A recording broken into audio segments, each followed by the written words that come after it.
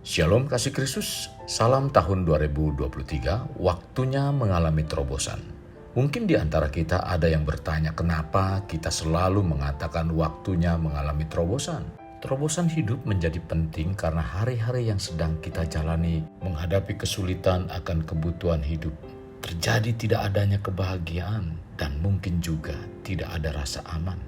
Ini mungkin yang saudara dan kita semua harapkan terjadinya terobosan. Maka penting sekali untuk tetap melekat dalam Tuhan melalui renungan hari ini, agar kita dalam menjalani kehidupan memiliki rasa aman. Kita berdoa, Bapa, hari ini merupakan hari yang berbahagia bagi kami, karena kami kembali mendengarkan kebenaran firman-Mu. Biarlah lewat renungan yang kami terima saat ini, Tuhan berbicara untuk kami semua, agar hidup yang kami jalani memiliki kehidupan yang begitu kokoh dan kuat di dalam Engkau. Sehingga kami begitu kuat dan yakin bahwa Tuhanlah tempat perlindungan kami. Di mana kami saat berlindung, disitulah ada satu rasa yang aman di dalam iman dan kehidupan yang kami jalani di dalam dunia ini. Ini yang menjadi kerinduan kami, dan doa ini kami alaskan dalam nama Tuhan kami Yesus. Amin. Kasih Kristus melekat dalam Tuhan bertema ada rasa aman. Mazmur 62 ayat 2 mengatakan, hanya dekat Allah saja aku tenang, daripadanya lah keselamatanku. Setiap orang dan mungkin termasuk diri kita mengharapkan dalam hidupnya ada ketenangan. Ketenangan yang dimaksud tidak gelisah, tidak kacau, tidak ribut, aman dan tentram. Salah satu kebutuhan manusia adalah rasa aman. Oleh sebab itu, manusia mengusahakan untuk terjadinya perlindungan dalam hidupnya. Namun, perlindungan yang manusia usahakan tersebut hanya bersifat sementara. Tetapi jika kita mengandalkan perlindungan dari Tuhan, maka Tuhan berjanji bahwa perlindungannya yang Dia sediakan bersifat kekal. Tuhan memberikan perlindungan pada umatnya agar umatnya memiliki rasa aman. Menurut Abraham Maslow, tokoh fisiologi dari Amerika Serikat, mengatakan kebutuhan paling dasar yang dibutuhkan manusia ada dua. Kebutuhan fisiologis, yaitu makan, minum, tempat tinggal. Dan kebutuhan rasa aman, perlindungan dari bahaya fisik dan emosi. Pemazmur pun memahami mengenai kebutuhan manusia akan rasa aman. Meskipun ia belum mengenal teori kebutuhan manusia yang diperkenalkan Maslow, namun pemazmur sudah menyadari bahwa rasa aman merupakan bagian dasar yang perlu dimiliki oleh manusia. Pada bagian akhir yang dituliskan oleh pemazmur sedang menguatkan rasa aman yang sejati. Menurut pemazmur, sekalipun raja memiliki kekuasaan, kekuatan pasukan dan tentara kuda yang besar, kekayaan harta yang berlimpah, tidak memberi rasa aman yang mutlak atau sejati. Karena raja tidak akan selamat hanya mengandalkan besarnya kekuasaan. Demikian juga tidak akan selamat hanya mengandalkan dari kekuatan pasukan. Satu-satunya sumber rasa aman yang mutlak, sebagaimana disampaikan Daud dalam Mazmur 62, adalah Tuhan. Daud menyadari bahwa dirinya adalah ciptaan Tuhan, di mana Tuhan sebagai pemilik tentunya akan menjaga dan memberi pertolongan saat ciptaannya membutuhkan pertolongan dari pencipta. Dalam Mazmur 28 ayat 7a, Tuhan adalah kekuatanku dan perisaiku, padanya hatiku percaya. Mazmur 33 ayat 20, jiwa kita menanti-nantikan Tuhan. Dialah penolong kita dan perisai kita.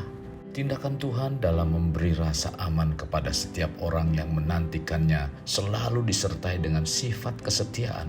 Itulah sebabnya rasa aman yang datangnya dari Tuhan merupakan cerminan dari kasih setia Tuhan.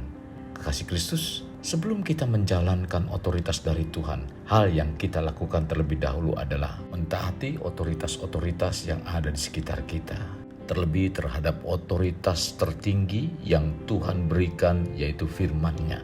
Untuk terciptanya perlindungan dan memberi rasa aman pada setiap orang yang percaya padanya, Tuhan telah melakukan ikatan perjanjian antara dirinya dan manusia dengan memberikan nyawanya, yaitu melalui darahnya tercurah saat disalibkan.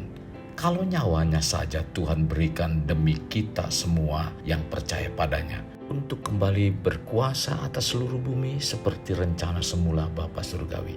Jadi, rasa aman dan nyaman dalam hidup kita sesungguhnya tidak terletak pada suasana sekitar kita, yaitu dengan kekuasaan orang-orang sekitar yang menjaga dan melindungi kita. Mungkin akan merasa aman dengan harta kekayaan yang berlimpah ruah. Itu semua tidak menjamin dengan pasti. Bahkan, sekalipun diri kita merasakan aman, bukan berarti tidak ada masalah. Masalah akan tetap ada, tetapi ada Tuhan. Sebab Tuhan yang setia dan memegang teguh janjinya, di mana Tuhan akan melindungi kita agar dalam menjalani kehidupan kita memiliki rasa aman. Maka Tuhan yang Maha Kuasa, Maha Baik dan Maha Adil yang memberi jaminan rasa aman bagi kita. Sesuatu yang perlu untuk diingat oleh kekasih Kristus. Walau pribadi Tuhan memberi pada kita rasa aman, bukan berarti tidak ada usaha yang harus kita kerjakan. Sebagaimana perjanjian yang dilakukan oleh dua pihak, akan ada hal-hal yang dilakukan oleh masing-masing pihak. Demikian juga dengan rasa aman yang Tuhan berikan, ada pihak dari kita untuk kita kerjakan, yaitu percaya dan berdoa.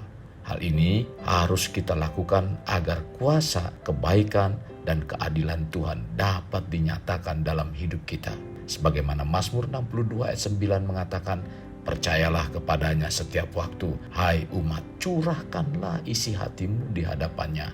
Allah ialah tempat perlindungan kita. Untuk menerima rasa aman dalam hidup kita dan mengalami terobosan hidup, jangan ragu, apalagi kita mengabaikan kebenaran firman Tuhan. Karena itu merupakan otoritas tertinggi yang Tuhan berikan untuk kita taati. Kasih Kristus, mari kita alami terobosan hidup. Untuk mengalaminya, mulailah dengan mengenal prinsip-prinsip kerajaan Allah serta menjadi warga kerajaan. Kita berdoa, Bapa terima kasih buat firman Tuhan yang disampaikan pada hari ini. Agar kami belajar dan kami untuk terus tinggal di dalam Engkau. Dengan tinggal di dalam Engkau kami memiliki rasa aman. Bapa Surgawi, hamba berdoa saat ini untuk setiap umat-Mu yang mendengarkan kebenaran firman-Mu, agar mereka terus tertanam di dalam firman Tuhan dan mereka yakin bahwa Tuhan yang menjadi penjaga kehidupan orang percaya, yang tidak pernah tertidur bahkan terlelap sekalipun. Engkau mampu menjaga dan melindungi setiap umat-umat-Mu Tuhan, bahwa mereka untuk senantiasa hidup dalam kebenaran firman-Mu dan yakin Tuhan tidak pernah meninggalkan. Terima kasih Tuhan. Ini doa kami dalam nama Tuhan sekalian berdoa. Amin. Kasih Kristus, mari kita akhiri dengan mengedahkan kedua tangan kita. Terimalah anugerah berkat dari Allah Bapa kasih yang daripada Yesus Kristus dan persekutuan dengan Roh Kudus yang mencurahkan berkat secara rohani, berkat secara jasmani dan berkat secara ekonomi, di mana berkat Abraham, berkat Ishak, berkat Yakub dicurahkan dan dilimpahkan dari saat sekarang sampai Maranatha tiba. Dalam nama Tuhan Yesus. Amin. Sampai jumpa di renungan berikutnya. Tuhan Yesus memberkati. Jangan lupa like, share, dan subscribe.